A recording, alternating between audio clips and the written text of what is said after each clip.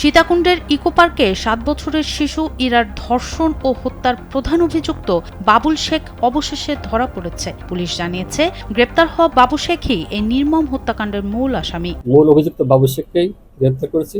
এদের সাথে আরো কেউ জড়িত থাকে, আমরা প্রাথমিকভাবে তদন্ত করছি। ঘটনাটি ছিল পুরোপুরি ক্লুলেস। তবে সীতাকুণ্ড থানা পুলিশের একটি টিম সিসিটিভি ফুটেজ বিশ্লেষণ করে ঘাতক বাবু শেখকে শনাক্ত করে। অপরাধী এখন পুলিশি হেফাজতে। স্বীকার করেছে তার জঘন্য অপরাধের কথা।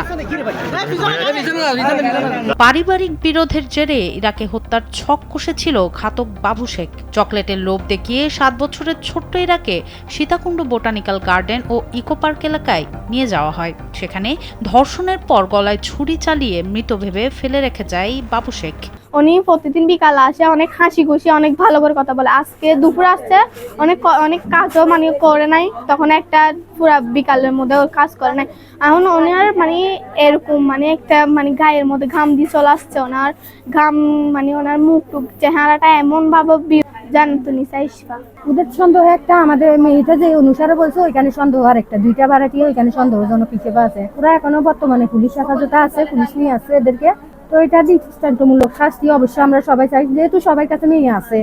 আর না হলে নামাজ আছে, এখন আমি তেলাওয়াত করছি, আর কি করছি বাজি করতে না হবে। কিন্তু মৃত্যুর থাবা থেকে অলৌকিকভাবে ফিরে আসে ইরা। রক্তাক্ত শরীর নিয়ে জঙ্গল থেকে হেঁটে সড়কে উঠে আসা সেই দৃশ্য ছিল হৃদয় বিদারক। এরপর সড়ক সংস্কারের কর্মীরা তাকে উদ্ধার করে হাসপাতালে পাঠান। চট্টগ্রাম মেডিকেল কলেজে 2 দফা অস্ত্রোপচারের পর সে ইশারায় কথা বলার চেষ্টাও করেছিল, চেয়েছিল একটু পানি। কিন্তু শ্বাসনালীর গভীর ক্ষত আর শরীরের অভ্যন্তরীণ আঘাতের কাছে হেরে গিয়ে মঙ্গলবার ভোরে না ফেরার দেশে চলে যায় ছোট্ট ইরা। আমি বাচ্চাকে জিজ্ঞেস করছি একে কে নিয়ে গেছে, চিনো ওকে? ও মাথা নাড়া দিছে। তো বলতেছি ওর নাম কি? ও মাথা নাড়াচ্ছে, বলতেছে নাম জানে না। তারপর বলতেছি দেখলে চিনবা? এ বলতেছে হ্যাঁ চিনবো।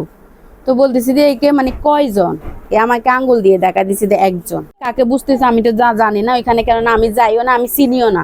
বাট যারা এখানে ওদের ওইখানে আছে তারাই চিনবে এদের পাশে কে, আর ওর মা চিনতে পারে এদের পাশে কে আছে। সন্ধ্যায় সংবাদ সম্মেলনে পুলিশ সুপার মোহাম্মদ নাজির আহমেদ খান জানান, অন্য কারোর সম্পৃক্ততা আছে কিনা তা তদন্ত করা হচ্ছে।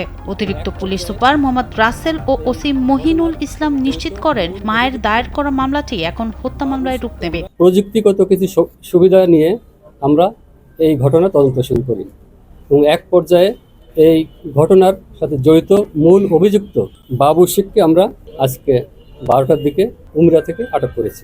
আহাজারি করছে শিশু ইরার পরিবার। আর বাকরুদ্ধ মা রোকেয়া বেগম তার নিষ্পাপ সন্তানের উপর চালানো এই পৈশাচিকতার সর্বোচ্চ শাস্তির প্রতীক্ষায় প্রহর গুনছেন।